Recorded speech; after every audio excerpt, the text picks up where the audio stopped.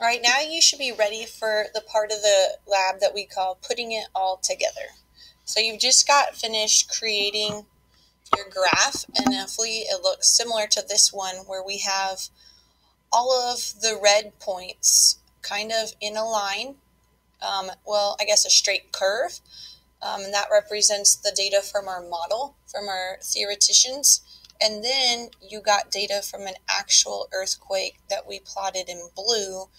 Those are the observed arrival times of actual earthquake waves, or the seismic waves, to actual seismic stations on the Earth. And we hypothesized that the data shouldn't match because the red data shows where the waves travel through rock, and the blue waves, or blue dots, are where the waves travel through the Earth. So we hypothesized that these lines shouldn't be the same.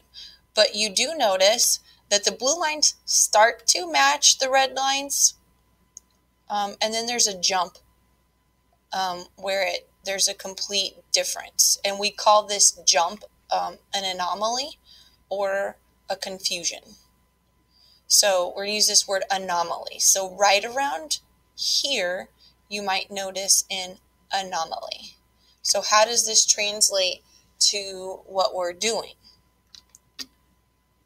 So actually, I'll go back here. So this maybe right here, since we said that the red line represents the Earth as rock, so this very first beginning where your blue line matches that might be where in the Earth we do have rock.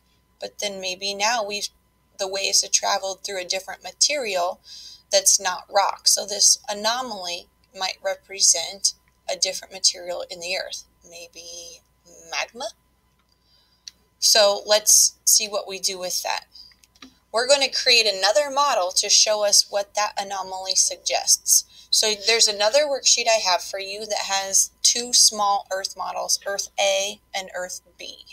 So if you get that worksheet, and on the top model is labeled Earth A, we're going to measure another geocentric angle. So we have this model here. We've got the middle of it. We've got our epicenter over here, which was where 0 degrees is, just like in our big model we had. And we're going to measure a geocentric angle using the anomaly from your graph. So I'll go back to that. So this anomaly, you need to show me where this happens on your x-axis. So where does it start? Where does the anomaly start? So find that on your x-axis. What degree is that? So that's where they're pulling this from, the degree from your x-axis, and that's the same degree here.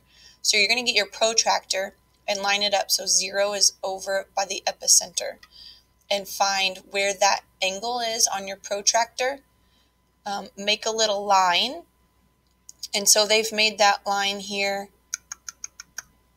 and put a point where that crosses the surface of the Earth. So this is 108 degrees from here. So you can make a dotted line to that place on your Earth. Use the straight edge of your protractor to make that dotted line. And then you're going to make a solid line from your epicenter to that point.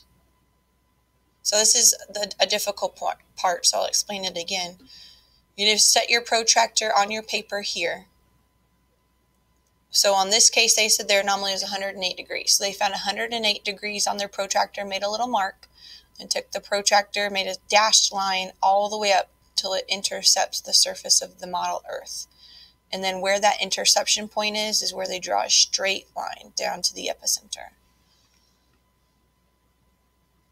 You're going to do the same thing on the bottom of your Earth. So you're going to flip your model over and do the same thing, so that when you have both of the dotted lines and both of the solid lines, it's going to form this arrow.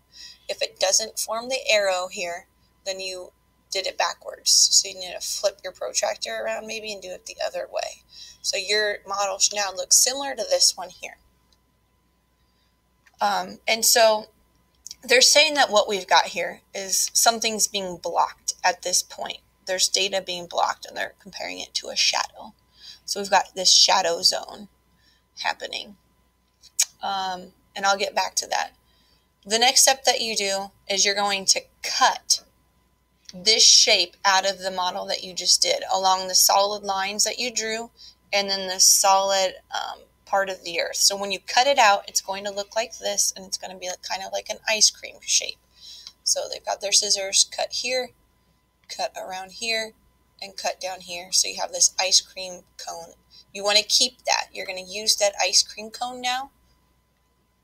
You're going to place it on top of Earth B. So lay the cut out from Earth A on top of Earth B and trace along the edges, indicated here in orange. So they've traced along those straight edges.